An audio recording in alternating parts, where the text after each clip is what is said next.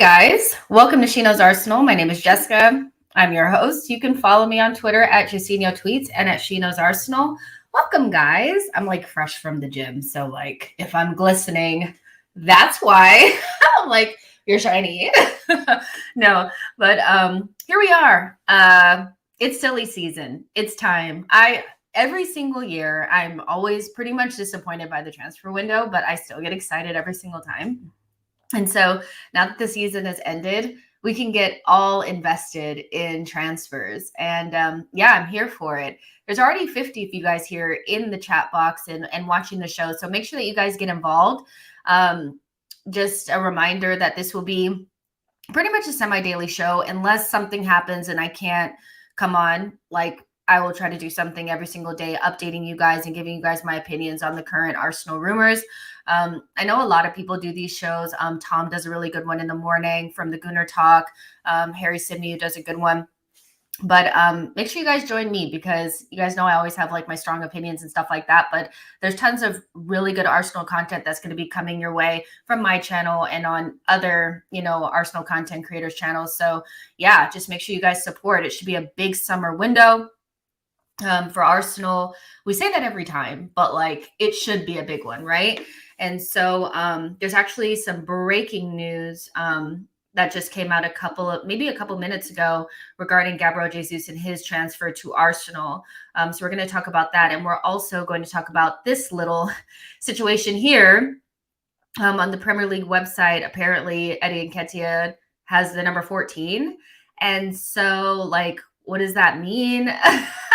What does that mean? Have we given him the number 14? We know that Arteta and Arsenal are interested in keeping Eddie Nketiah at the club and are pretty much willing to do what it takes to keep him here, whether that's giving him more wages or what, they're willing to do it. So we can talk about that as well. You guys know I have thoughts. Let's see who's in the chat so far. Matt G, welcome. Thank you for showing up. Really appreciate it. Jayville says, Tielemans and Jesus, how we feeling? We'll get into it. We will get into it. Osei says, I think that picture is Photoshop and it's not real at all. We are so easily moved on Twitter. It's just laughable. It actually isn't it's actually not Photoshopped. People, it's real. It's not Photoshop, but I wish it was. Tawanda says, finally, the nightmare is over. C. Wilder says, well excited for this window. Let's see.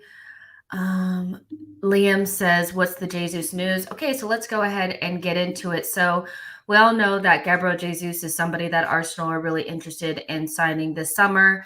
And what I loved was this morning, there was all this, news coming out about Tottenham being interested in Gabriel Jesus.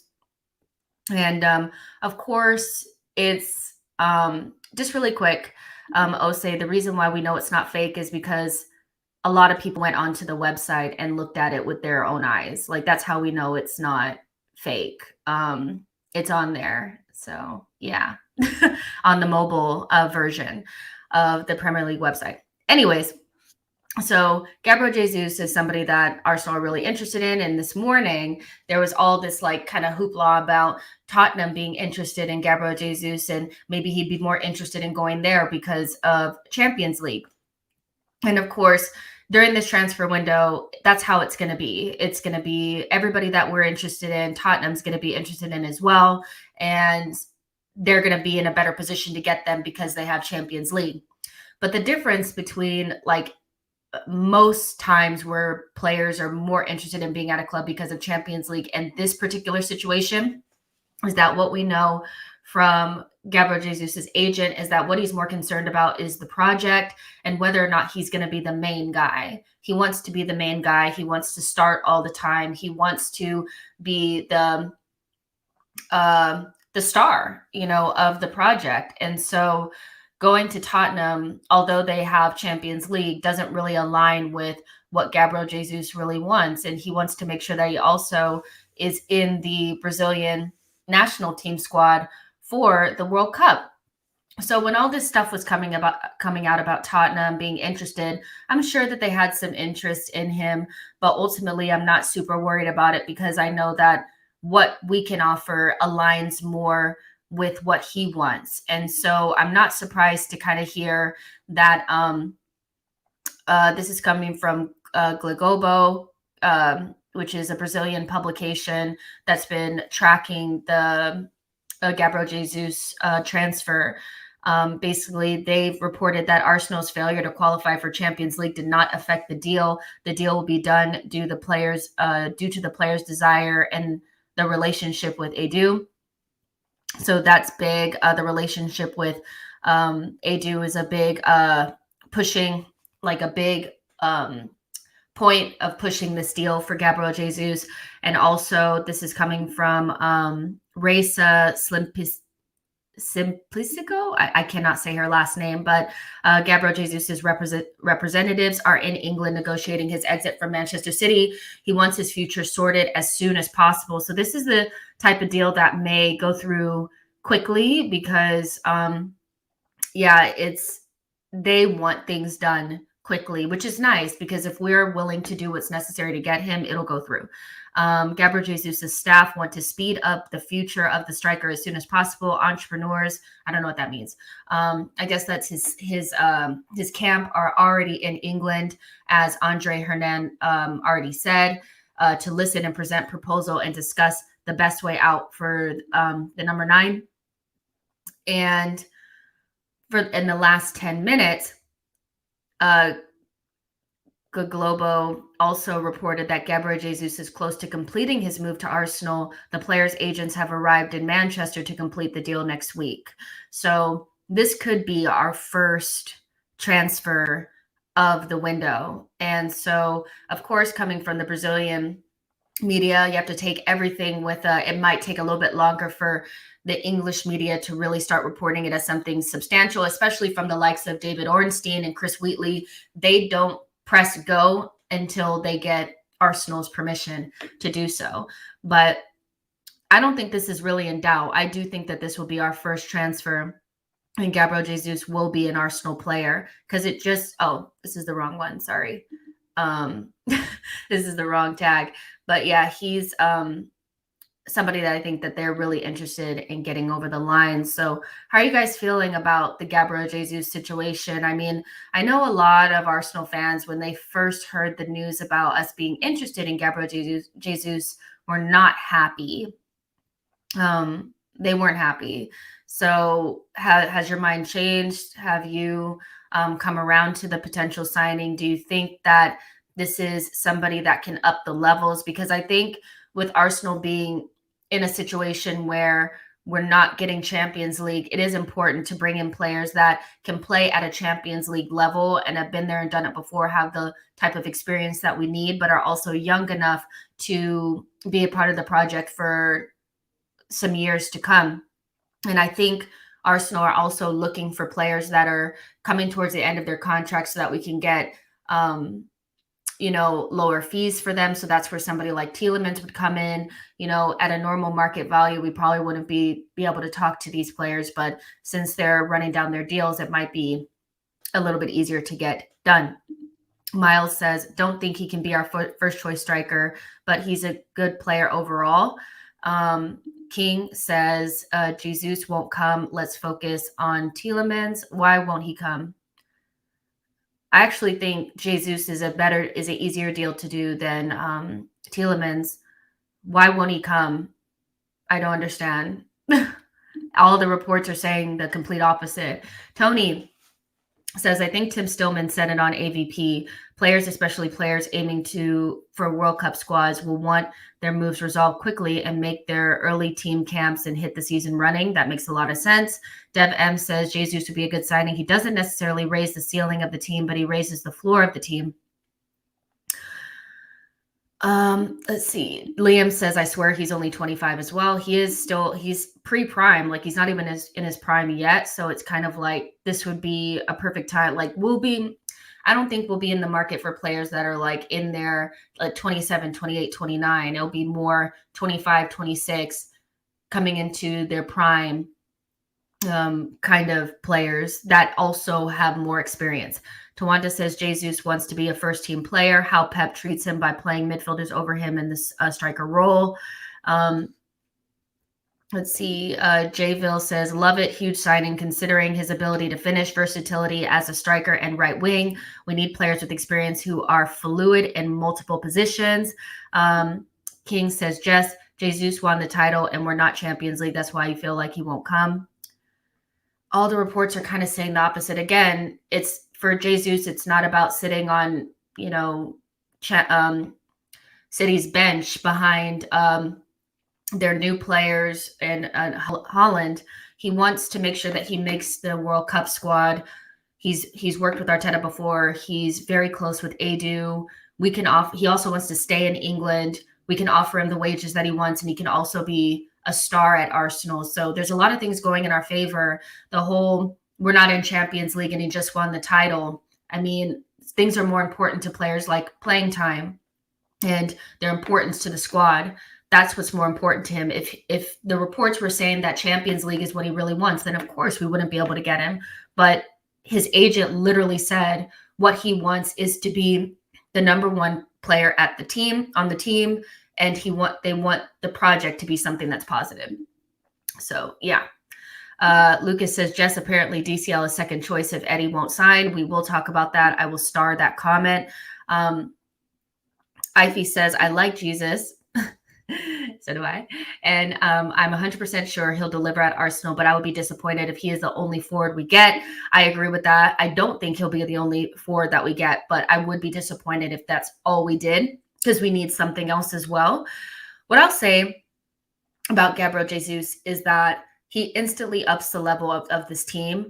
I think sometimes we project upon young players before they actually are delivering that level of quality. So I know that we love the likes of ESR and Gabriel Martinelli, but they are prospects at this point. They have really, I mean, it's funny because I was thinking about this on the way to the gym, that they're the opposites of each other. Gabriel Martinelli is an all-around game type of player that's very involved in everything we do when the game is going on, from defending to attacking, pressing, all of those things, but lacks the finishing.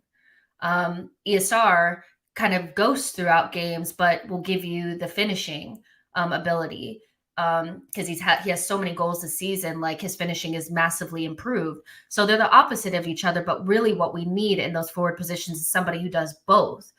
So they're not finished articles, and because we'll have 4 competitions, more than enough games to go around, I think the forward positions, especially left wing and center forward, need to be occupied by players that are done already, players that can deliver the type of numbers that we project our young players to be able to do in the future. And so I see a lot of Arsenal fans kind of saying that Gabriel Jesus is not that good, and he's not much better than what we have. But I'm telling you right now, he literally walks into Arsenal as instantly the best player on the team besides Thomas Partey. He's better than anything that we have at the moment. And no, that doesn't mean that he's like, the only thing that we should want. If we were in Champions League, we should be aiming higher as well. But for where we are right now, I really think we overrate our players and underrate players that come from other teams that may not be their first choice. Manchester City is probably the best team besides Liverpool in the world. So the players that play for them are some of the best players out there. So even though Gabriel Jesus is somebody that, first of all, they want to keep, they're not just throwing him away. They want to keep Gabriel Jesus. The issue is that Jesus wants more playing time. So somebody coming from City and coming to Arsenal is not just us getting their leftovers. He instantly walks into our team and is our best player. So I would take him based on that. Of course, do we want world-class talent? Which I don't think he's world-class. I think Gabriel Jesus is a top player, but not world-class. But again, he's also not at his peak. So yeah, he's not just their leftovers. He's instantly better than everybody else that we have on our team, bar Thomas Partey. Soft says, Jess, you said Maximum was shit and Tommy was great. Then they met and Tommy needed a sub, getting dusted all game. Respect, St. Maximin. He dominated, embarrassed Tommy, sub, fake, injury. I mean, I get that this is kind of banter. It should be because it's not true. Tomiyasu is injured. He's actually been out since that game. He played injured, and fair play to St. Maximin, but just because he, ran over somebody that was injured doesn't mean he's a good player. Sorry, I still keep what I say. I think St. Maximin is mid, has no end product. And I mean, he did a couple of moves against Tomiyasu, but what else did he do? So yeah, you can keep him, as far as I'm concerned. Yo-Yo says, I wouldn't agree with he's the best, but he's definitely top tier of the side once he joins. I mean, who would be better than Gabriel Jesus in our team beyond who, like Thomas Partey? None of our none of our players have even played in Champions League before. Besides Thomas Partey, I don't think so. Yeah, I don't know. I think we overrate a lot of our players, to be honest, in terms of what they're doing at the moment, not based on what they could do. So yeah, but that's it for Gabriel Jesus. Yeah, you guys, sorry, I don't rate St. Maximin. If he was that good, one of the top teams would have taken him off of Newcastle by now. He's never linked to a big move to a big team. And just because he does moves, he looks nice doing things, but his end product is woeful for somebody he's not a kid either. He's in his prime. He should be putting up bigger numbers than 5 goals and 4 assists or something like that. So I keep what I say. I wouldn't get him over Saka. Saka's better than St. Maximin. Fight me. King says, Jess, is any Manchester United player good? They are selling a lot. I don't think so. That I wouldn't want any Manchester United players at this point with what they got going on. So yeah, but let's see, what else do we have here? So going back to Yuri Tielemans, this is kind of what I figured would be the outcome of this transfer. So reports came out today that, shocker, Arteta is pushing to make the opening $25 million bid for Yuri Tielemans. The player is keen to play Champions League, but is now open to playing Europa as well. That's not shocking. The reason why every single report before the season had concluded was saying that we had to have Champions League in order to get certain players was to make it have some jeopardy in these reports. I never believed that if Yuri Tielemans, if we didn't have Champions League, he wouldn't consider us. Because I also want to know who else is looking at Yuri Tielemans, because that also has a lot to do with what he'll accept and what he won't. If there's not a lot of Champions League teams or teams that are in the Champions League looking at him, then he would be open to Europa League, especially because Leicester, they're not in any sort of European competition. So he would be open to Europa League competition. And we've already started talks with Yuri Tielemans. Arteta wants to push for him. This is another one that divides opinion with the fan base. There's a lot of people that don't want Yuri Tielemans at the club because of what he looked like this season and the fact that he doesn't have a great, he's not a good defensive player. He's not a good two-way player. What I will say is that at the level that we're shopping at, there's not going to be a lot of all-arounder players that do everything really good. So like somebody like Jude Bellingham is out of our price range, but he's somebody that can do both. Or even like somebody like Fabian Ruiz, he can kind of do both. He has something going forward, and he can also be defensively competent, but he probably wants to go to somewhere like Real Madrid. So what you have to look at is what do we need? If we need somebody like a defensive type of player and an attacking player, which if you only have Odegaard, you do need to bolster our attacking mid options. Odegaard is somebody who, needs some help. I think we need something different as well. Besides Odegaard, right now, he's being tasked with doing all of the attacking midfielding for Arsenal Football Club. So when you think about it that way, and the fact that we just re-signed El Neni, and we already have Xhaka, who I don't know is going to leave or not, and you have Lokonga, you have 3 players that can kind of play more defensively, but you only have 1 that can play more attacking.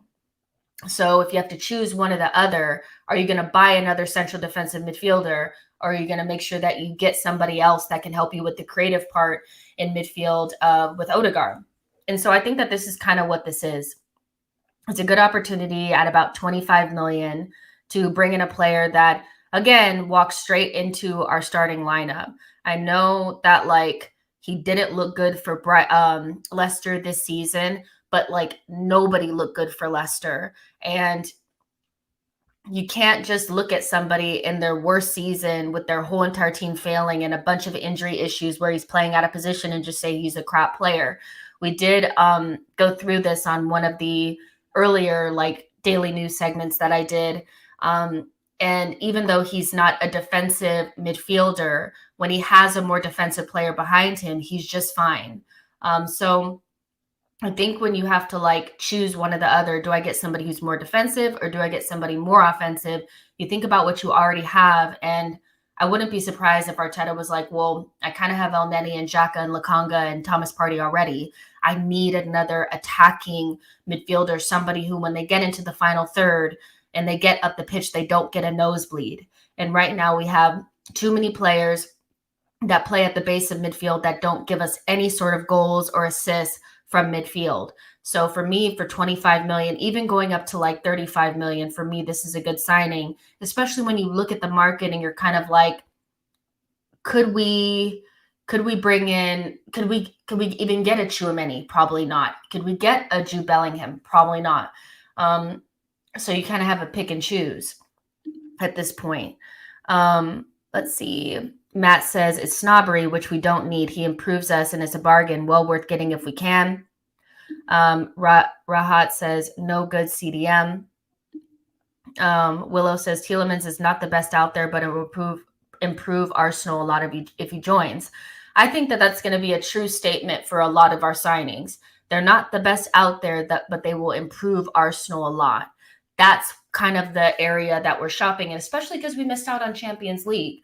So I'm not against this signing. I know that he had a bad season. I get that. But like, if you look back at Leicester's, like the season before this last one, when they finished in like 5th or 6th or whatever, a lot of Arsenal fans would not have turned down this signing. It's just because of like the recency of what he was like this past season. And the fact that there's a couple of really big Arsenal accounts that said, I don't want him. And a lot of people just go with it. He's not a bad player. He instantly improves our team. So yeah. High Tech J says Tielemans is also a goal threat from midfield. If he gets into positions that Xhaka has been this season, he'll test the keeper and chip in with 5+ goals. High Tech J, I agree with that. There's times where Xhaka has ghosted into the box. He's been in the left half space. He's found himself in the attacking third, the final third, and just didn't really have anything to offer. And those could be, like you said, 5 goals or so. So yeah, I think it's a good signing if we can get it over the line. And hearing that even with Europa League, he'd be interested is a good thing, which I kind of figured was everybody put, but you have to have Champions League at the end of all of the reports and the headlines because it added jeopardy. Tielemans, his options will be a little bit more wide range than that because there's not a lot of Champions League teams that are going to be going after him, because they're all going after Tchouaméni and Frankie de Jong and these guys. He's a level below them. Anike says Tielemans is almost a Moneyball signing. His stock is low because of a poor season, so people forget his quality. And the funny thing is, like, people are still talking about Aouar, and I think Aouar is a good player. I do. But Leicester, when Tielemans leaves them, they will try to replace him with Aouar. And I think that speaks to the similarities of the two players. I know that Aouar is more fancy and it's more, he's like an import from another league and he looks really good in compilations and we almost signed him. But I almost feel like there's a little bit of Aouar thought he was too good for Arsenal. So, if he didn't really want to come, which I don't really think he did, then let's just leave it alone. Let's leave the Aouar thing alone. If Tielemans wants to come and they're quite similar, because if you don't like Tielemans because he's not a good defender, you definitely won't like Aouar because he's not a good defender either, and he's never played in the Prem. So, yeah, I think it's a good signing. Let's see. Rahat says exactly. Tonali and Paqueta are good players, but does not mean they will necessarily work for the system. Dylan says Aouar and Odegaard are the same. Maybe. I think Aouar is different than Odegaard because Aouar is more of a dribbler. He's a close control kind of tempo setting type of player that can kind of wiggle away from pressure and progress the ball with his dribbling off of the left-hand side, whereas Odegaard, for me, is a little bit more of a passer. And so, yeah, but I think in terms of like their slightness and their inability to really add anything defensively, they are kind of similar in that way. So, yeah, I think if you're going to get Tielemans and Aouar that are kind of similar in a way, I'd rather get somebody who's played in the league before, even though Aouar would be a good bargain because I did see that they're willing to sell him for like super cheap. But yeah, it looks like the wiki. Am I going to attempt this? The wiki? I don't know, but Aouar is 15 million and would be brilliant business. I mean, you could go that way, but looks like we'll be going after Tielemans, which is fine with me. Dylan says we need a midfield boss. Basuma or Sangare. You guys know how I feel about both of those two players. I rate them both. Sangare is going to go to a good team. He's going to go to a top club. He could go to Chelsea. He'll go somewhere, and we'll be looking at it like, why didn't we go after him? He's the perfect player to play behind Thomas Partey. And I think Arsenal is like afraid to buy another central defensive midfielder because we already spent money on Sambi. But not bolstering that position, I do think will be a situation that we'll be looking at again if we don't improve it. You can't just have Xhaka and Elneny and Lokonga. It's not going to work. With Basuma, I don't think people are going to touch him because of that case over his head. But a player like that is something that we're desperately missing. We lack some physicality in midfield, and it would be nice if we had somebody that could just kind of pop into that position and play in a double pivot or without Thomas Partey, and we don't really miss a beat.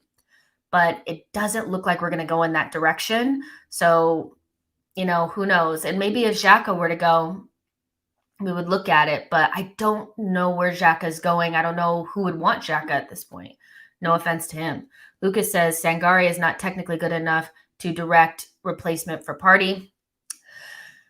The thing is, like, if you're going to look for a direct replacement of Partey and you want somebody who's technically good and can pass like him, but also has the physicality, again, you're going to have to spend a lot more money. And a lot of if you have about 30 million to spend on this position, then you're not going to be able to get somebody who does both. So you have to pick and choose. So I would choose the physicality and the ability to at least be kind of like Ndidi. He's not very good on the ball, but he's a good a destroyer type, which we don't really have. So I get what you're saying about him not being technically good enough, but you could put Sangare next to Tielemans or next to Granit Xhaka or whatever, next to Sambi, and you'd probably be okay. Whereas if you just have, I don't know how I feel about like a Xhaka Tielemans pivot or an Elneny Tielemans pivot. Like they're not physically dominant enough to make up for not having Thomas Partey. So yeah, Sin says Partey and Tielemans is a good start, but we need more. I don't think that'll be it though. Like I think these are deals that we've already kind of heard about, Tielemans and Gabriel Jesus, but I don't think that'll be it. Let's see. Let's see. Georgie says, Sangari is one big unit. When you see him play live, he's a giant. I love that guy. Like, I love that guy. I think he's so good. He was good when he was in France. He's good now that he's in the Dutch league, and he'll end up going to a good club, and we'll be looking at him like, why don't we get him? Bez, how about Douglas Luiz as a squad player? So I think I said this on a past Daily News segment, but don't count this one out. With Aston Villa bringing in Boubacar Kamara, from Marseille, do not be surprised if Douglas Luiz is on our radar at the end of the transfer window.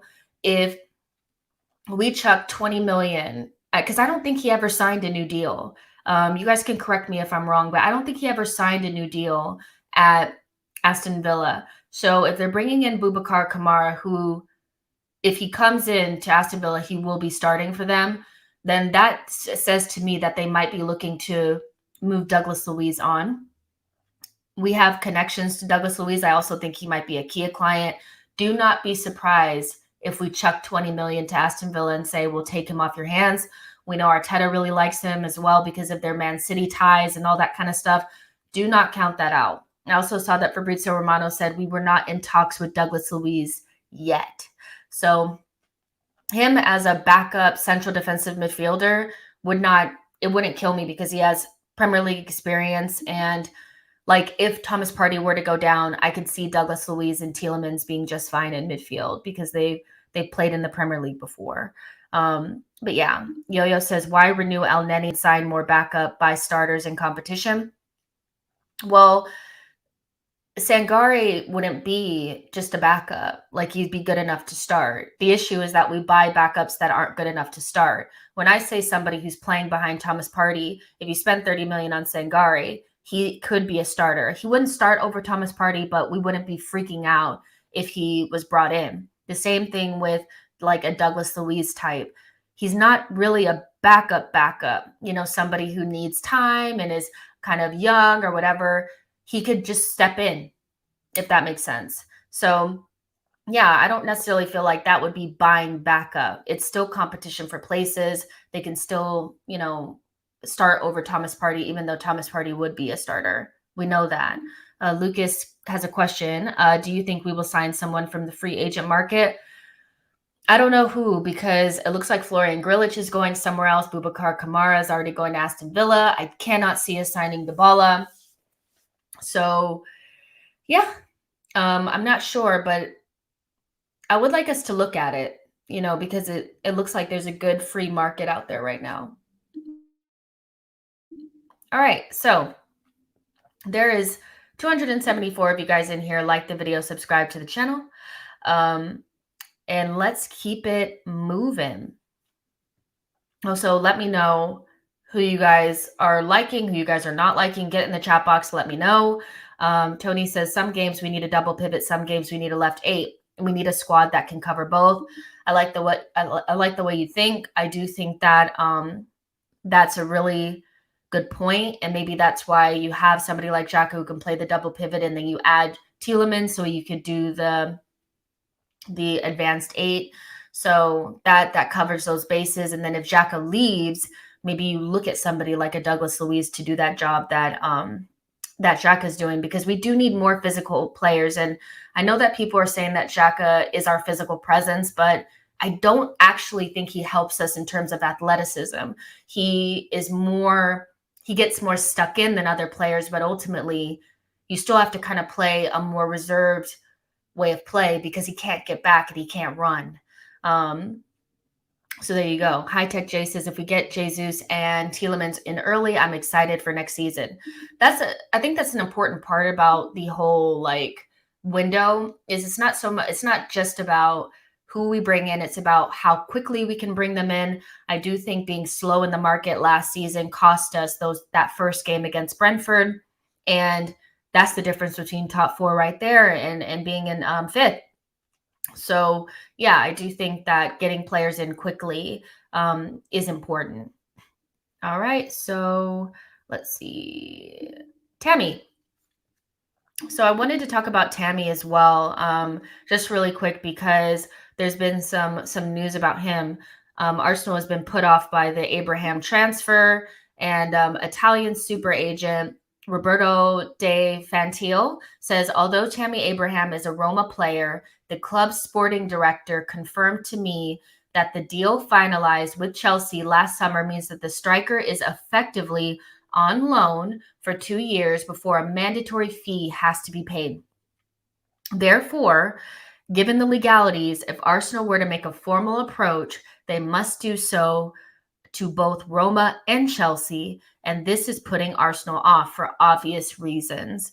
So I think this all but, just puts the Tammy transfer out of the door. Like, there's just no way. If we have to deal with Chelsea and Roma, this is why the fee is going to be astronomical, and why we really missed out on this transfer last summer when we could have gotten him for like 40 million.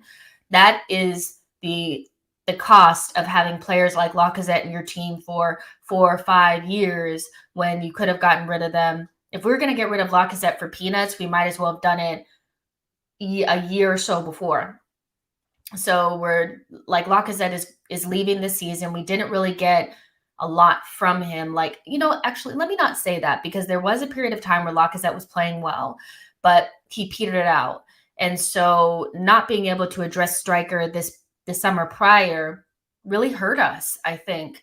So with Tammy, I know there's a lot of Arsenal fans that really like him and would have liked to see him at Arsenal. We know he's a gooner. He probably would love to come to Arsenal if he could, and he wanted to come last summer. But ultimately, Chelsea being so entangled in the deal that we would have to do, and really Jose Mourinho, I think, would get stuck in and really try to dig his heels in, because Tammy is one of his best players. I think this all but just kind of puts a kibosh on the whole Tammy Abraham coming to Arsenal thing.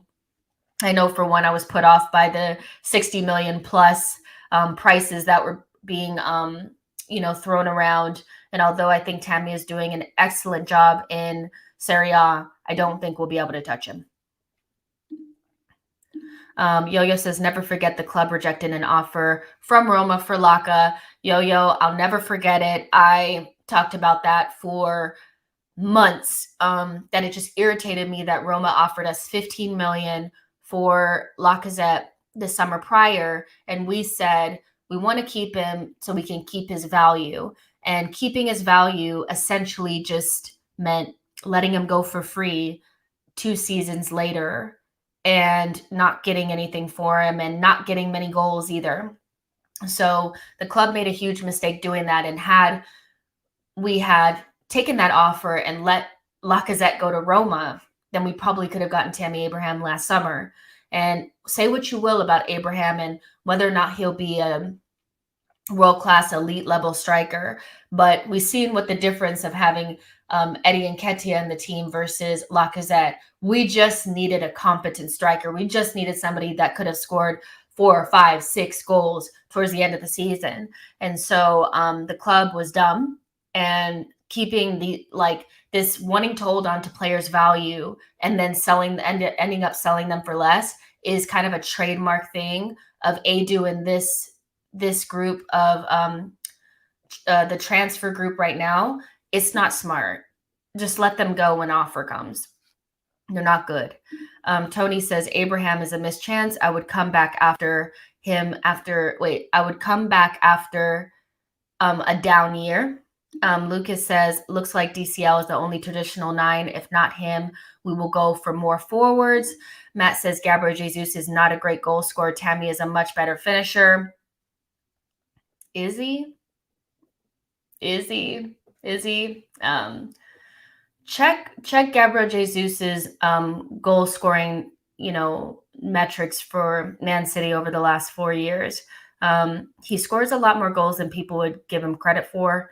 And he didn't even start all those games. So I get what you're saying. I don't think Tammy is superior to Gabriel Jesus. He's just taller, and is the cool thing right now. But I would take Tammy. I would, if he was cheaper. Billy says, I take Zapata for backup physical striker available on a cheap. When I look, I thought he was a young player. He's old, but that's just beside the point. I don't really have an opinion on Zapata. Lynn says, Just Tammy is playing well in Roma. However, surely Tuchel would have kept him if he could cut it in the Premier League. Yeah, I mean, but Chelsea have this like thing about their academy players being shifted out to other places. And, you know, you look at the likes of Tamori, who they probably could have used, or the likes of Conor Gallagher. Instead of keeping Conor Gallagher, they brought in somebody like Saul. You know, Tammy was shoved out to Serie A when they wanted to spend 100 million on Lukaku. So I think that that's more of just like the way that Chelsea operates. It's more of the way that Chelsea operates versus an actual indictment on the players, if that makes sense. I just think that's how Chelsea are. They want to make big signings and they use their academy players as money, you know, for the bigger transfers. I don't think that that's an indictment on those players. I mean, look at some of the players that they sold and loaned out are more than capable. Mark Gahey, Conor Gallagher, Tammy Abraham. I think all these players are pretty capable. And we did see Tammy Abraham play in the Premier League. Of course, he didn't score as many goals, but I think he's capable, if that makes sense. He just may not be a world beater. The one thing that is weird about Tammy, which I do think is a good point, is that he doesn't have the type of physicality that people think he does. I don't think he's that good with his head. I think physically, Dominic Calvert-Lewin is probably more of a physical threat than Tammy Abraham. It's odd because he's just so tall and more awkward, but he's actually not that physical, if that makes sense. So that's what I think. That's just my opinion. So yeah, I think Lucas says Gahey is who fans think Saliba is. Fair enough. Rahat says no, Roma are 6. They are in the Europa League. Liveramento. Yeah, so those are some other good examples. And also the guy that everybody liked. What was his name? Now they're not talking about him anymore, the striker. So they have there's a bunch of Chelsea players out there that are more than capable of playing for Chelsea, but they just go for big signings instead because that's more fun. But yeah, so that all but for me kills off the idea of Tammy Abraham coming to Arsenal. I think I'm more than fine with that. It just is what it is, isn't it? So there's 280 of you guys in here. Like the video, subscribe to the channel. Next, let's talk about Gnabry. Let's talk about it quickly. The Gnabry thing for me is just, you know, it's interesting because this is the type of signing that I think Arsenal fans are really looking for, because Gnabry is not signing a contract at Bayern. He's neither declined it or accepted it. So I think that's important that he hasn't declined it, but he might look at his options, and he wants a certain amount of money that they're not willing to go up to. Now, Gnabry, just in general, like, I think Gnabry is a really good player. He can play all across the front three. He's not world class, but kind of like Gabriel Jesus, he's played at a level that would be beneficial for our young players to learn from. He's the perfect age. He's kind of just the right kind of signing, like in general. And you could probably get him for cheaper because he's running down his deal. If he doesn't sign a new contract, Bayern Munich will sell him. So, and I see a lot of Arsenal fans banging on about this. Without Champions League, I can't see it, you guys. I have to be honest. Like, I do think he'll end up at somewhere like Real Madrid or something like that. I don't, you know what I mean? Like, I just don't see this materializing for us right now. I would be really surprised if we went for it. But there's other players that are out there that are more, I think, sought after than Gnabry right now. The likes of Nkunku and Liao, like these players are more sought after. So maybe if the bigger clubs don't go for him and he doesn't get the money, it would be a good idea for Arsenal to just throw the money out there. I mean, saved wages is not going to score goals for you. We got those wages down so that we could give them to top level players. So, like the likes of Aston Villa and Newcastle that are going to be out there giving these players big contracts to try to get them over to their clubs, I don't see why we wouldn't do the same. But we know how Arsenal are. And this would be a sign of intent for me, getting rid of Pepe and bringing in somebody like Gnabry. That would be a sign of intent, a sign of ambition, at least trying to do it. But I don't see Arsenal even trying to do it for some reason. But yeah, if you gave him the wages, you tried to give him the wages that the other clubs are not willing to, and you got lucky because everybody else is more looking at Nkunku and Liao and, these other guys, Dembele, then maybe you could do it. But yeah, it's kind of a pipe dream, but I would like to see Arsenal at least try, because what irritates me is that I see clubs that are not even in our scenario. They're not even in our situation. They don't even have Europe or, whatever, but they're going after players that they shouldn't even be able to get because they're willing to pay the wages. And we only talk about wages when the players are not performing, and that's on us. And we usually give the wages to a player that we're trying to keep, because we're afraid we're going to lose them. That's happened with Ozil and that's happened with Aubameyang. But I think when you find the right type of player and you show intent, it's not a big deal. And again, I don't want to see us save wages. I want to see us use those wages that we got rid of in January to sign big players. And just because we're in Europa League doesn't mean we shouldn't try, even though I think it'd be a difficult deal to do. Zich says, I would love Gnabry, but we all know it ain't happening. Bill says, if Gnabry ever signed for us, imagine the introduction video.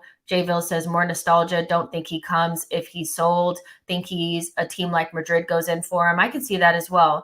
I'm just saying, I would like to at least see us try, and not be scared of the rejection, and actually try, not like how we did with Vlahovic, where it was just he was never coming and not interested. At least just talk to the agent and say, what are the wages? You know what I mean? Might be using us for a boost in contract. To be fair, he hasn't really been linked with us. And I think if it's up to him, he'd rather stay at Bayern, but they're not going to give him the wages. So that would be the only reason why he would leave. But we haven't been even really linked with him. It's just something that Arsenal fans are talking about. So I just wanted to bring it up to you guys. Anike says, if he believes in the project, he could come. And that's up to Edu and Arteta to be able to convince a player like this that we're going in the right direction. C. Wilder says, would love to have him, but I can't see it. High Tech J says, Gnabry and Jesus 100% makes us a top 3 or 4 team. Lynn says, I would have him back because he would fine and he loves Arsenal. Yo-Yo says, Gnabry, Jesus, Saka looks like someone playing FIFA. It does. Let's see. Lucas says he's world-class on his day.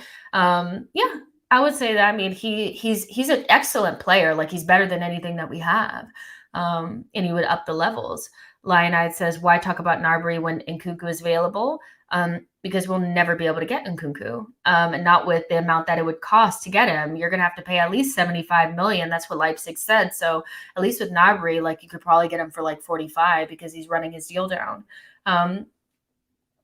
Anike says, if Madrid get Mahrez, then he could come to Arsenal. I don't think he'd join a rival. I mean, that's the thing is there's a lot of players that are going to be on the move, that are playing that same position, that are probably just a little bit better than he is, or a little bit more popular, or a little bit more relevant. Not to be rude to Gnabry, but he's somebody that people aren't really talking about that much.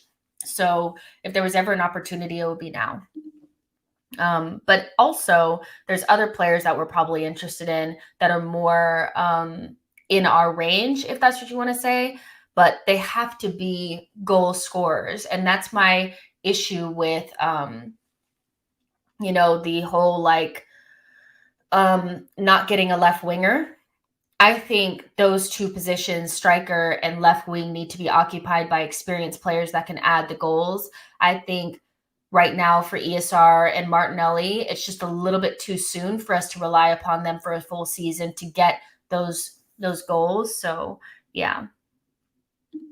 Jayville says City, though, will probably want 50 plus for Mahrez. Madrid won't go for that, I think. Well, now that they're not getting Mbappe, who knows what they'll do? You know what I mean? And we have players that occupy left wing, but they're not actually goal-scoring left wingers. Martinelli and ESR, for me, are ideas, prospects at the moment. Everybody has dreams of ESR playing somewhere centrally, and Martinelli as well.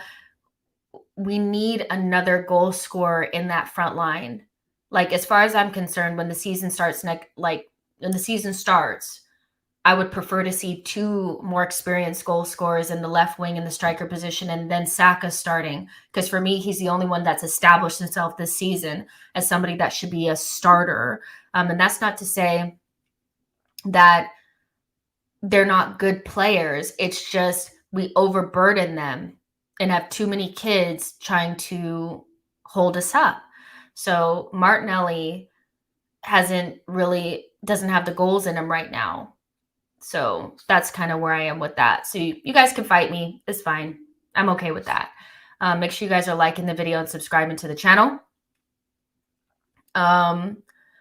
Let's see. So Torreira, this is interesting that I think a lot of us thought that he was off, and he may still be off, but it looks like Fiorentina have turned down, kind of made a U-turn on the Torreira transfer. He's been like their best player this season, besides like Vlahovic, who left in January. And he's been like man of the match, a couple of times for them. And so I would have been certain that they would have bought him for 15 million. But this is what these Italian teams have been doing ever since the pandemic. They bring in your player, they loan him, they use him, and they send him back. And it's annoying. Honestly, it's so annoying. And so it looks like Lucas Torreira will be on his way back unless we can find him a permanent transfer somewhere else. Would you want to give him another opportunity?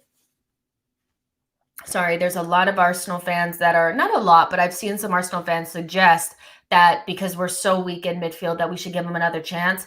I also think we forget that he really didn't like London. That was a big reason why he didn't work out, because he just never acclimatized to the Premier League and to England.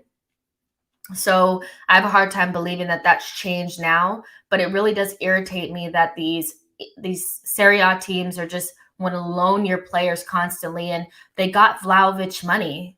They got 60 million or something for Vlahovic from Juventus. Pay the money for Lucas Torreira.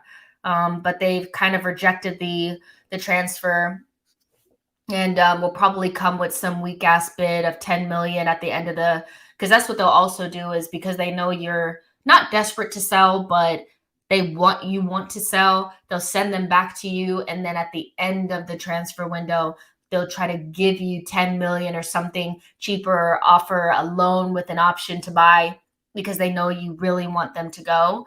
And it's just annoying. Edu has got to find a permanent transfer for this boy. He can't come back to Arsenal. He probably doesn't want to. He's much better in Serie A. And this is the money that we're going to be using in the transfer market. The money for Torreira, the money for Guendouzi, the money for Bellerin and Pablo Mari and Ainsley Maitland-Niles. This is the money that we need to use for the transfer window to bring in players that actually want to be at Arsenal. So I'm not particularly interested in seeing Lucas Torreira back at Arsenal. I thought he had kind of found a place that he could kind of call his home. But as usual, the Serie A teams are just so effing cheap. And even though they got money for Vlahovic, they'd probably just try to go find somebody else that they can loan for a season, because they just don't want to pay money. They just don't want to pay the cash. It's just a joke. We saw the same thing with Xhaka last summer. It's just how they are. They have the money, but they want to spend it on other stuff, and they don't want to spend it on Arsenal players. Don't know if that has something to do with Edu's negotiation skills, but this is BS. Dylan says, don't understand why we're getting rid of him, but he is in the French squad. I don't know. Maybe you're talking about Saliba. Yo-Yo says, I'd make Torreira a make-weight for a Serie A purchase. That's a good idea. I mean, it seems like Edu's very interested in getting involved with teams in Serie A. We're interested in Aaron Hickey, and we're also interested in Molina from Udinese. So maybe we could negotiate with somebody else, but Fiorentina has been holding us for a long time. Like, they've been holding us hostage with this player for a minute now. And so it's either shit or get off the pot. You even have the money or you don't. And right now it doesn't look like they have it. So F them. Let's move on. Lynn says, what about Torreira going to Roma? That'd be if he's a Mourinho type of player. I'm not sure if he is or not, but we need to find a permanent home for him. Olivier says, everybody is starting negotiating to get players or block rivals like the supposed Spurs wanting Jesus. Dylan says Guendouzi and him should get a shot. Guendouzi is gone, you guys. Like, he's not coming back. His loan was a compulsory obligation. So once he reached certain milestones, like certain minutes played and them reaching, certain things, it became compulsory that they gave us 10 million for him. Guendouzi's not coming back. But Torreira is another story. Lionite says to sell Torreira to whoever pays the best. Yeah, that'd be nice. Tony says LT is a great player. If he goes for a good price or stays as good squad depth, I'm okay. I truly wish LT the best. Love the player. I did like Torreira when he was at Arsenal, and I thought he was a good player. It just didn't work. And so if he is not somebody that wants to be in London, I just don't want any players sulking around. Like, I felt like he was kind of sulky and oh, I just don't want to be here. I'd rather be in, because he never wanted to come to Arsenal. He wanted to go to Napoli, and that deal fell through, and then he decided to come to Arsenal. So it's kind of like one of those where it's like, unless Arteta can get him on side and kind of, put an arm around him or whatever, I don't think he's going to want to come back to a place that he doesn't like to be a squad player. So yeah. T-Cal says, I've had enough of letdowns from this board, not as hopeful until they actually move different and sign good deals in a timely manner. Yeah, it's a show me something, more about action than words, right? Keenan says, Torreira is a great player. I don't think he fits the physicality of the Prem. We need height in the midfield. Fair enough. We're already kind of lightweight. Yeah, so I hear what you're saying. Billy says he wants to stay last season, but Arteta didn't want him. He also just didn't like the Premier League and didn't like the Premier League before Arteta even came in. So I know we like to attribute every player that doesn't want to be at Arsenal to him not liking Arteta or Arteta not liking him. He simply just didn't like the Premier League and didn't want to be at Arsenal.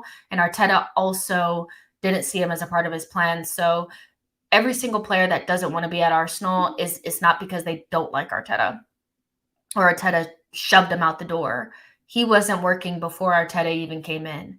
I don't even think, because Unai didn't really play him, did he? He moved into the number 10 role. So yeah, there you go.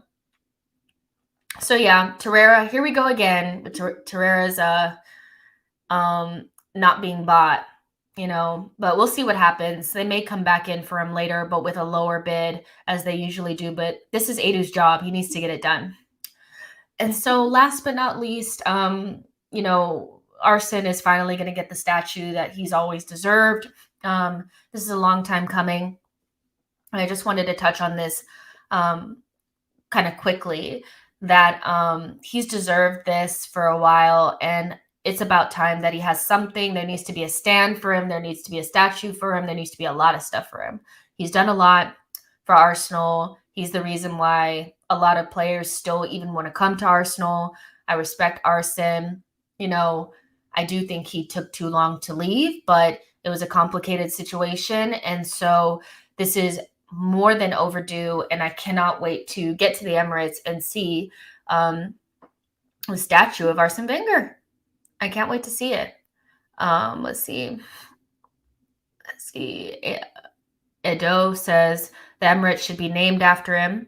High Tech J says this is really good. The guy built the stadium, so the least he should do is get a statue. I mean, it's well overdue, right? And I just feel like maybe that's. I mean, I know that they want to get him back involved, but this could go a ways to do that, because I also think that, off of the Invincibles documentary that came out not too long ago, you could feel like maybe a little bit of sense of like,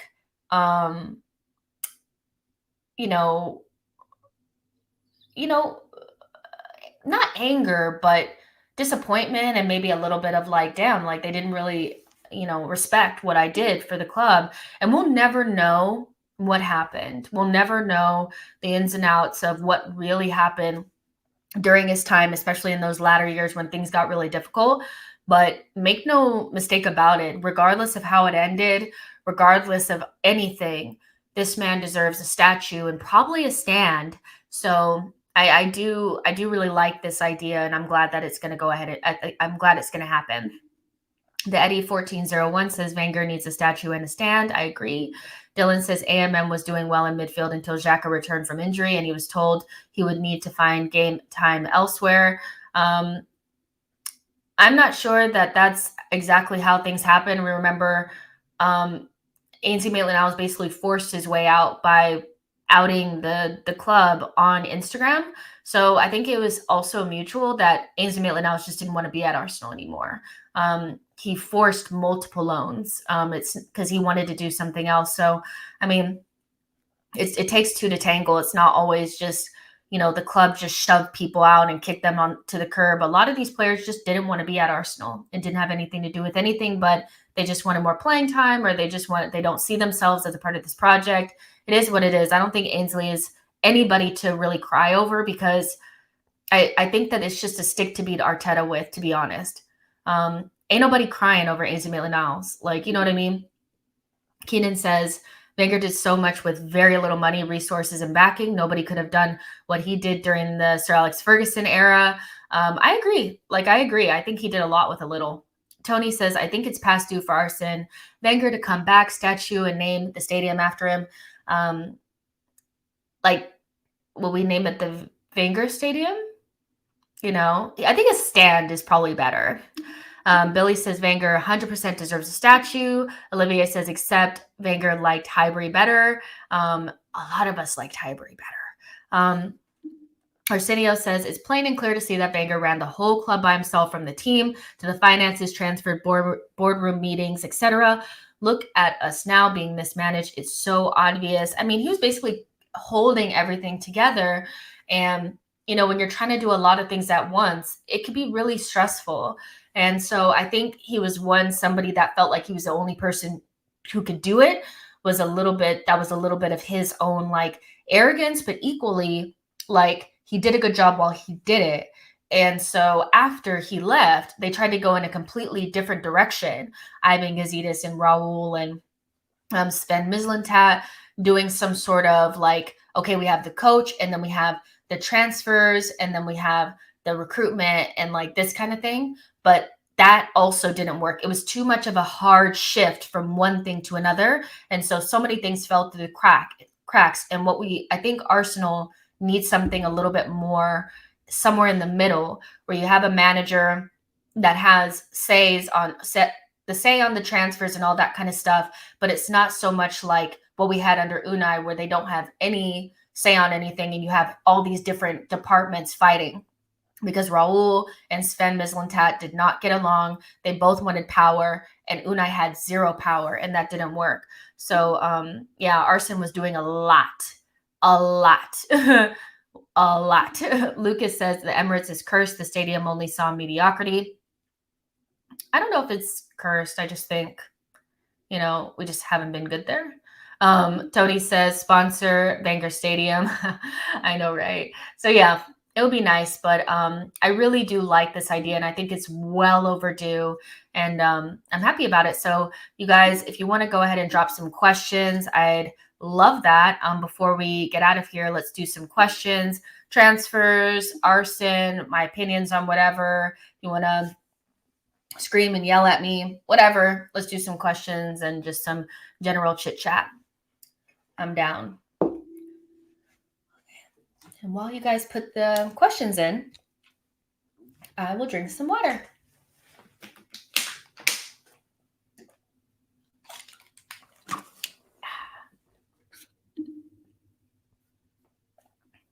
I also starred some of your guys' comments that I liked.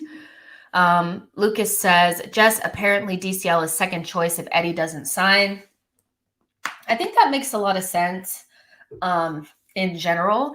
So my thing is, like, I put out something this morning about like a potential transfer window. And of course, like the cookage was real, which I expect because I didn't have like Osimhen, Gabriel Jesus, Gnabry, Frankie de Jong, Fofana. Like I didn't have like a bunch of world-class players, but I'm also like somebody that likes to live in reality.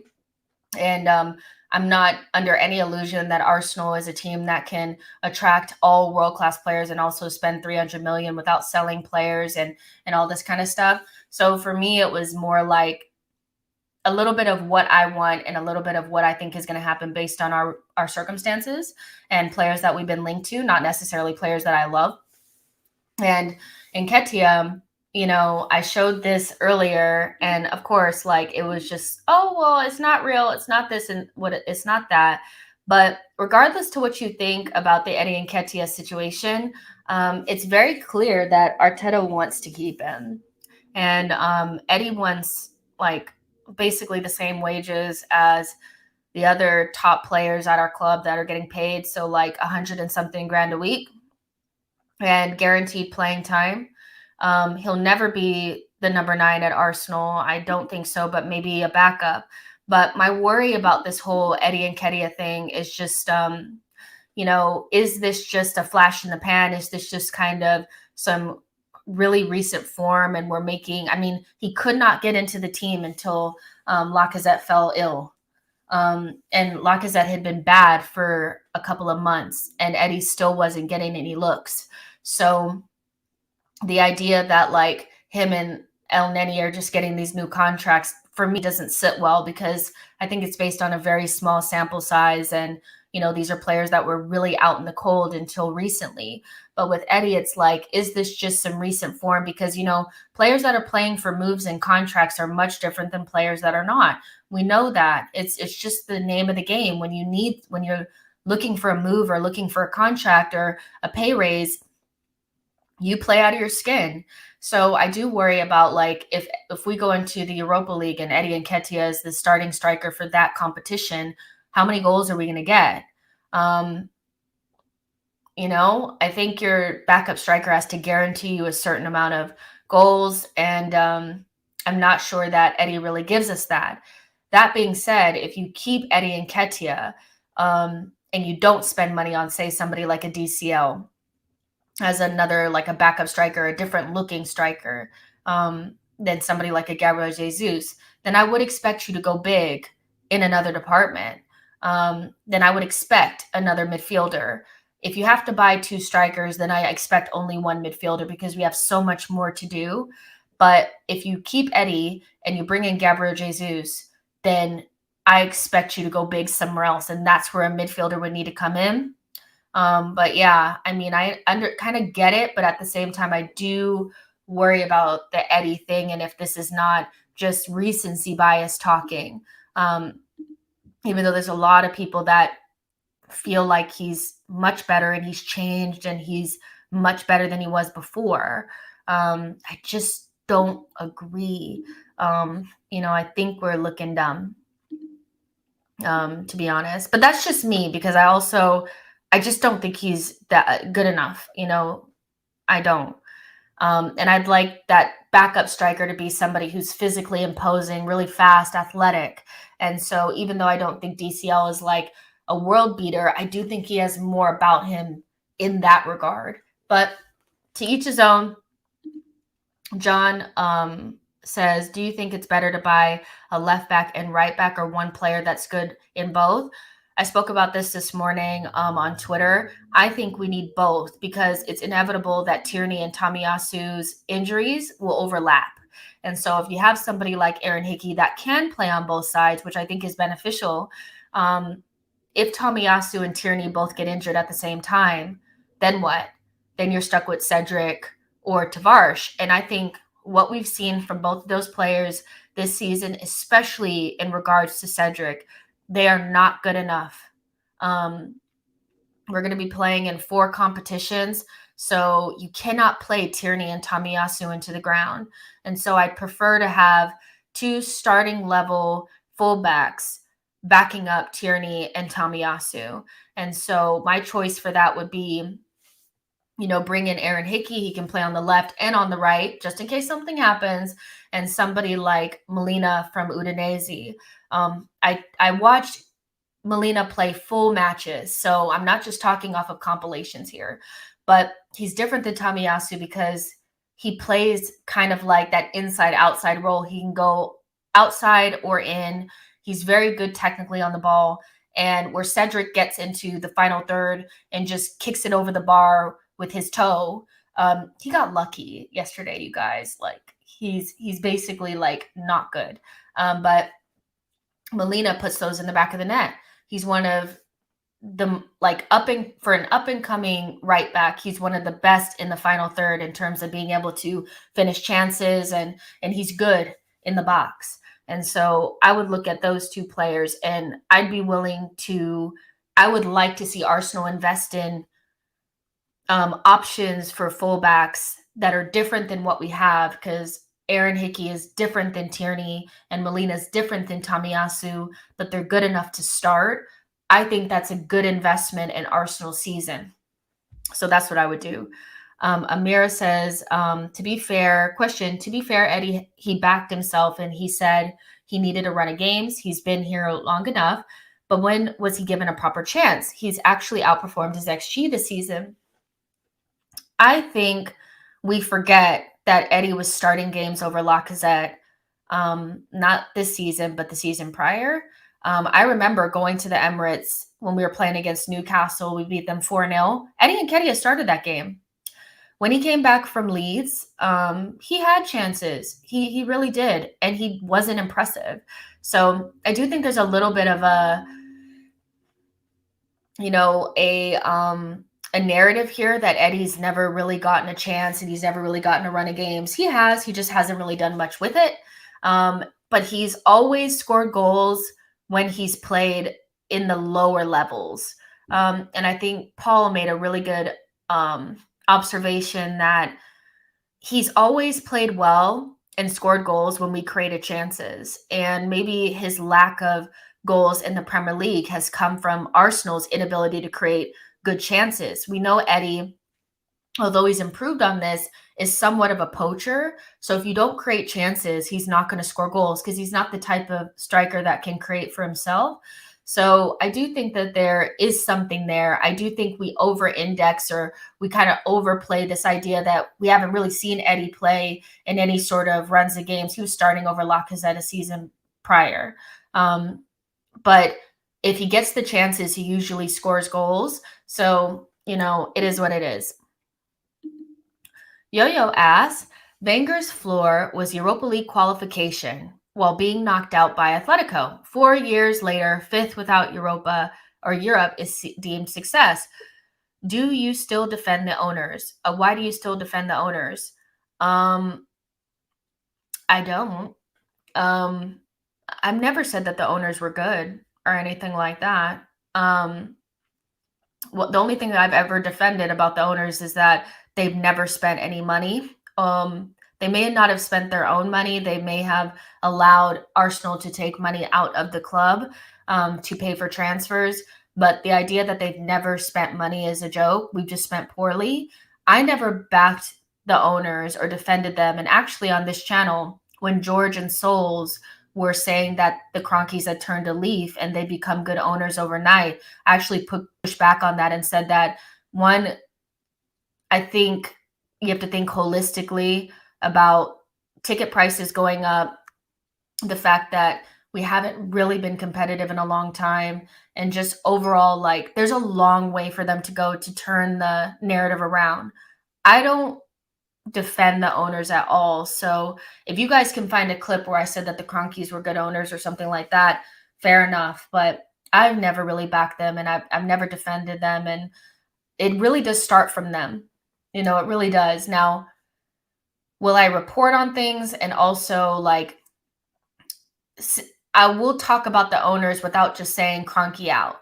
I don't think that that's useful conversation. Just like I don't think it's just useful to say Arteta out all the time. But I don't remember a time where I actually defended the Cronkies. And I remember being on this channel and telling Souls and George to calm down because they hadn't really done much yet. Josh, even though he's saying the right things, I also think when we talked about his most latest interview where he said he wants to get Arsenal to where they need to be and all this kind of stuff. And he was going to use his North American model to try to use the academy and also then buy players of a certain standard. I think I was very clear about the fact that I needed to see action before I changed my ideas around the owners. So I understand like where you're kind of coming from, but I never specifically defended the owners.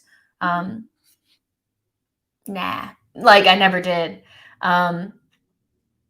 So Sifo says by aggression, I mean, okay, let me see what you guys are saying. Sifo says, Sifo says, I honestly don't understand the aggression and bad faith from people who insist you can only be negative about everything to be a proper fan. You can be critical, but also enjoy the experience. You know what I think is interesting is that there's a big push online from like big Arsenal content creators and people that specifically go to games that have been very adamant about saying that the discourse online does not reflect what's being done in the stadium or what the narrative is in the stadium or how people support from the match day going fans. And I do think that there is this idea that like everybody's happy in the stadium and that everything's fine there and everybody backs everything, but everybody online is negative. It's somewhere in between. I think when you're in the stadium and you're enjoying the game and it's a nice day out, you don't think about the negativity as much. But when you're online, you can just kind of say how you feel. And you're not going to be sitting in the Emirates going Arteta out. You're not going to do that. I think there is room for enjoying the football as it is and enjoying being closer to the club and liking the players, but also being critical around, or even apprehensive about really buying into this whole project thing without actually seeing evidence of it being successful. But I think we have a hard time finding balance. And we don't like hearing it because nobody wants to really believe that the truth is probably somewhere in the middle. Yo-Yo says it was a leading question for you to clarify your position on the owners. For me, I was in a group chat and I was talking about this the other day, and I truly do believe that Arsenal will only be really competitive we will only be competitive if we get new owners. I think we can sniff around the top four with the Cronkies and kind of play the game. But unless we had owners that were really dedicated to getting Arsenal to the very top and spend the money required to do that, we're never going to be competitive and win titles. You know, for me, it's always just kind of like my perspective on the Cronkies is as long as they're there, we'll never get back to where we want to be because they're never going to do what Manchester City's owners are doing, what Liverpool's owners are doing, or Newcastle, what their owners are going to do, or what Abramovich was doing with Chelsea. They just are not, I don't think they're really concerned about Arsenal being the best. I think they're very comfortable with Arsenal being in the top four because they got a little injection of cash every season that didn't mean that they had to inject their own money in. And it was just kind of like a good, nice spot to be in. So my ideas on the Cronkies are very much like, unless they leave, we don't have a chance. And I think they need to show more action and talk less. So instead of just telling us about all these things that you're going to do, put it in practice. And the fact that they have a bunch of novices running the club, for me, is a clear indication of their lack of ambition. Even though it may be coming from a good place, I think it's also an easy way out and also a good way of having a long runway so that Arsenal fans are kind of deep into the project and how long it's going to take while they kind of just spin their wheels for 3 or 4 years. So inevitably I am cronky out because I don't really think that we'll ever get to where we want to be with them in charge. But I'm also not really like screaming my head off about it because I know they're never going to sell the club because they make too much money from it. You know what I mean? So, I mean, they want to sell the stadium and buy it for themselves so that they can use it as a concert hall and a place that they can start having NFL games at. I mean, if that doesn't speak to what their true intentions behind owning Arsenal are, then I don't know what else does, but essentially I'm cronky out. I don't think that nothing that they've done so far has changed my mind on that. They're not the type of owners that are going to get us to where we want to be. Lynn says the Cronkies will never spend money like the consortiums do because their finances are being offset by tax haven. It is what it is. We're never going to be where we want to be with them in charge. And so I'm under no illusion that they're going to run us like they run their North American franchises, and they don't really build dynasties with that. And the only franchise that they have that's doing well is the one that Stan really truly cares about, which is the Rams. Lionite's question is Gerard Moreno, Villarreal striker. I don't really have a big opinion on him. So I don't really watch him play that often. So I don't really know what he's good at and what he's not good at, but you can let me know if you think you think he's somebody that whatever he does in La Liga can transfer to the Premier League, because we've seen a lot players come from that league and really just bomb because it's not the same. Like that Rodrigo guy that came from Valencia that plays for Leeds, that guy is so bad. So you can let me know about what his capabilities are and if you think it transfer over, but I have to be honest, I can't give you like a real answer on it because I don't watch him play enough. Jayville says, beyond Molina, who's a right back who you think would be a good buy to rotate with Tommy? Before he got injured, it was Livramento for me. I thought he'd be perfect, and I'd almost be willing to sacrifice and wait to see what he's like after his injury and then buy him then, because I had bought into it. I bought into the Livramento thing. I was already imagining him playing right back for us and being in that same section with Odegaard and Saka and them playing together. I thought he was the perfect option. But beyond those two, I think you need somebody that can play with Saka and Odegaard on that side. And what I mean play with is the technical ability to be in the final third and make something happen. And what we have is Cedric, who doesn't have the technical quality to do it, and then Tomiyasu, who is a good build-up center backy kind of right back, but doesn't have the ability to be in the box and make things happen. So it's hard to say. Like you could say somebody like Mukiele from RB Leipzig, but he's more of a P&P type of right back, also like Spence. And I'm not sure that that's really what we need when Brooke Norton-Cuffy is coming through. I think you need more of a technical player. Because if you have Tomiyasu, who can kind of play the center back role, if you have Livramento / Molina, who are the more technical right back, and then you have Brooke Norton-Cuffy, who's more of a Kyle Walker, kind of all your bases covered.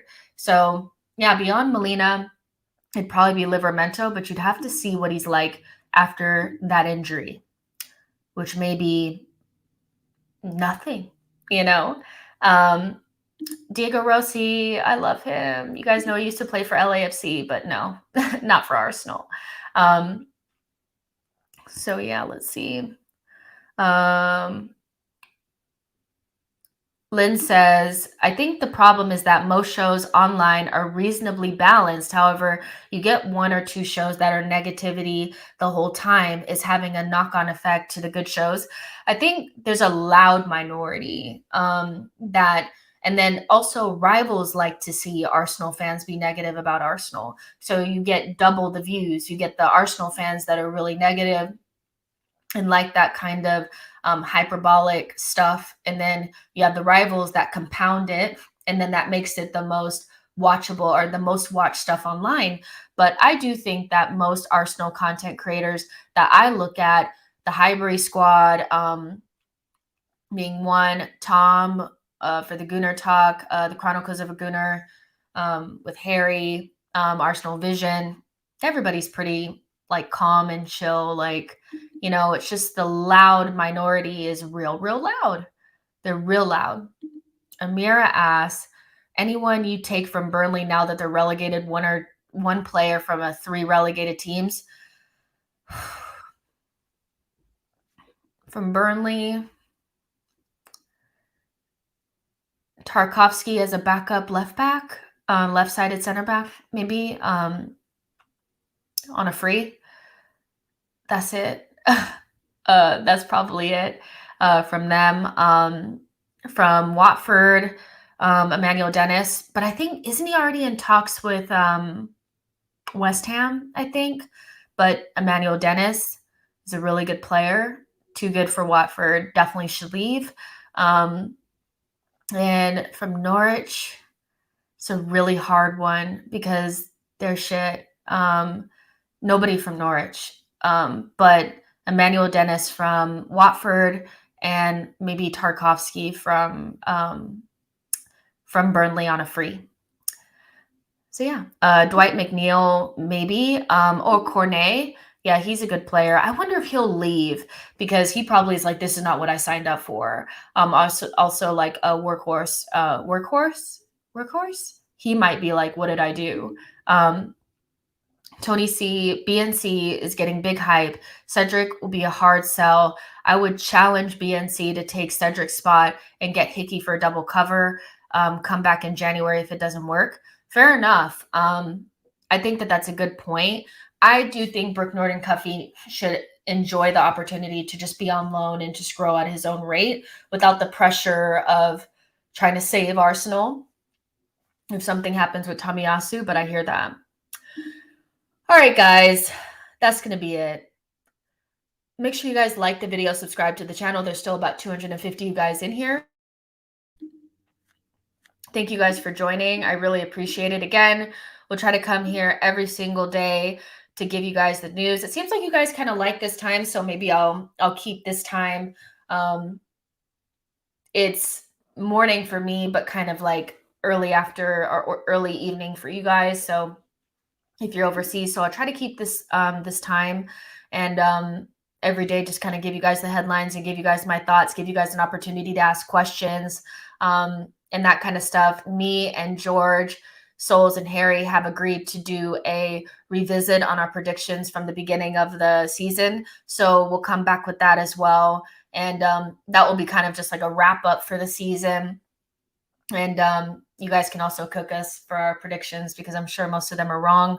Yeah, and share this with a friend. I did make it to the 8,000 subscriber mark. So I thank you guys so much. The last couple of weeks have been phenomenal. You guys have been amazing. And yeah, onward and upward, up the Gunners. And I'll talk to you guys in the next one. Bye, guys.